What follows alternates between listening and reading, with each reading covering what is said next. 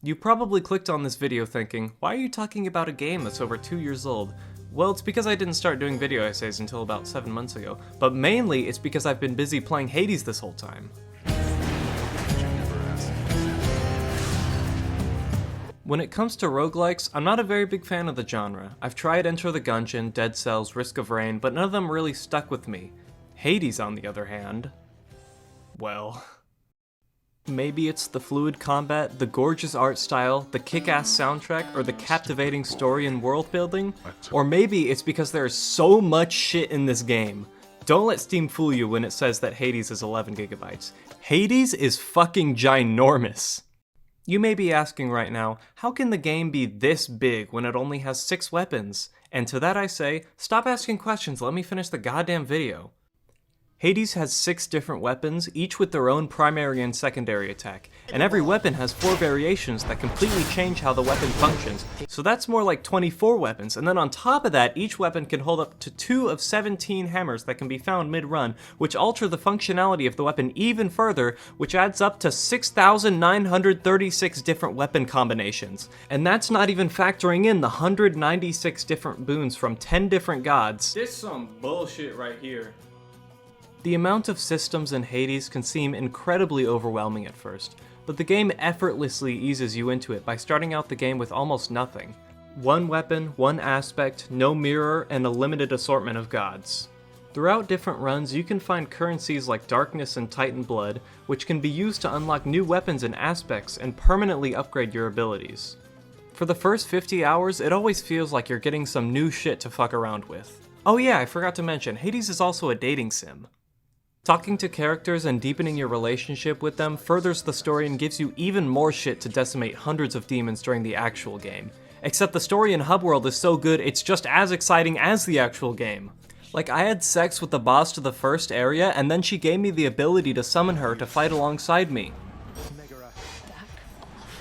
And if you talk to characters enough, they can give you cheat codes to unlock secret weapon aspects that alter your weapon way further than the default aspects. I got this one for the bow that makes my special fire a fuck ton of arrows in a straight line, and then the arrows bounce between enemies, and then they inflict this debuff that makes every enemy with the debuff get hit from my next attack, so then I can do shit like this.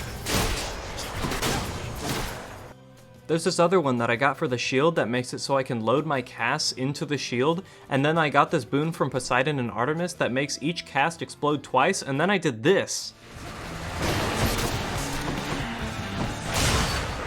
But if there's so much broken shit like that in Hades, wouldn't it make it too easy and consequentially not fun to clear a run more than once, you're saying to me right now? Well, have I got the mechanic for you. After you clear a run, you unlock the Pact of Punishment, which is one of the best uses of selectable difficulty I've ever seen. It lets you increase and add certain aspects of difficulty like enemy health and damage, time limits, boss difficulty, and boon offerings. But the catch is the higher the heat, the more rewards you get from winning. That's where Hades gets its 100-hour gameplay loop. Upgrade weapons, turn up the heat, die, try again, die, try again, die, try again, win, repeat. Shit gets really insane at around the 25 heat range where you're forced to activate some grade A bullshit just to crank the heat gauge a little higher. And 25 isn't even half of the maximum heat. As far as I know, 63 heat, which is the highest possible heat, has been done twice. 2 fucking times ever. There's one aspect of Hades that takes it from a great game to a great game with a really good soundtrack, and that is the really good soundtrack. And the soundtrack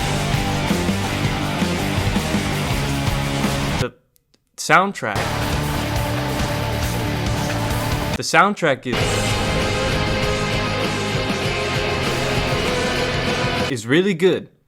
Hades OST was made by one dude in his apartment, and the soundtrack feels like a blend of like heavy metal and like this Mediterranean shit. It was actually fucking sick though, as a good chunk of Hades OST was actually recorded on foreign ancient instruments to make it seem more like something that would be heard in ancient Greece. And the soundtrack morphs and adapts based on the intensity of the gameplay. Like in Elysium, you're fighting enemies, you know, having a good time, the music's jamming, then you get to the boss and it goes...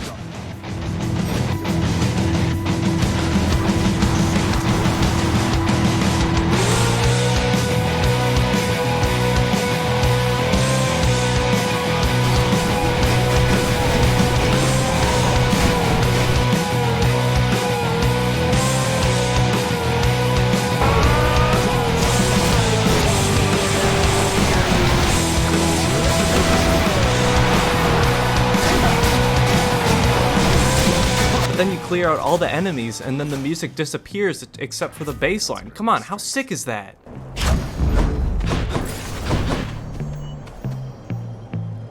But then you turn on Extreme Measures 4 and this dude comes in and does some fuck shit on the electric guitar.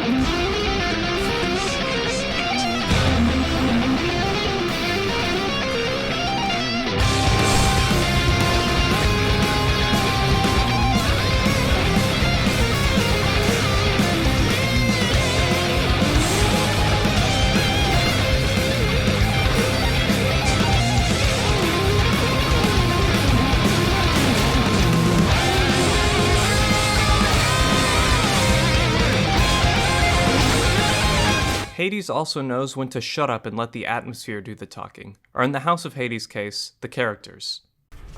Stupid boy. I told you nobody gets out of here, whether alive or dead. Hey there, Zag man, how's it going? Look, you have got to get here with the rest of us already. We've been saving you a spot. In the name of Hades, Olympus, I accept this message.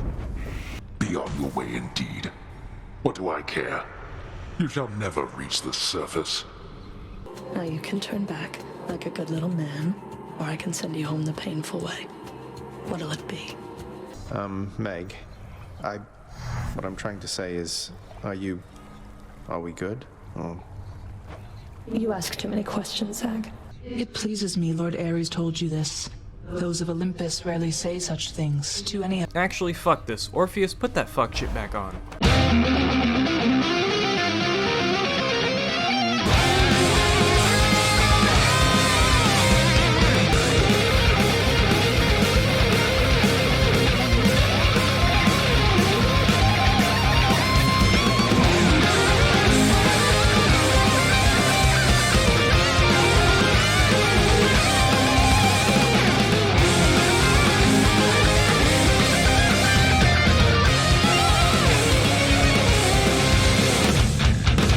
There's a pretty common phrase that basically everyone has heard before, quality over quantity, or vice versa in some cases.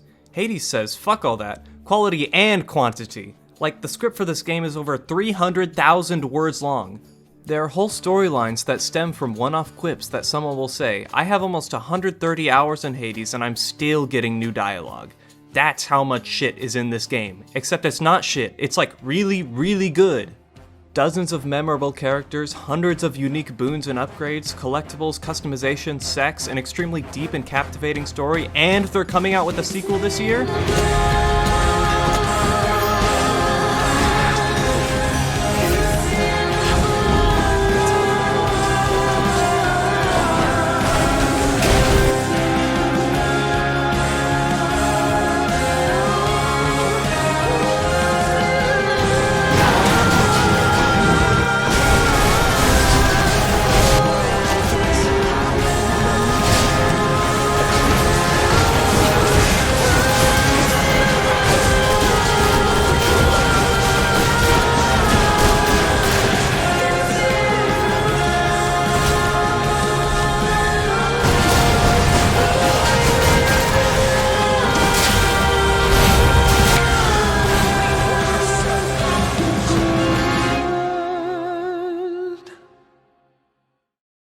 Oh wait, I forgot about my outro.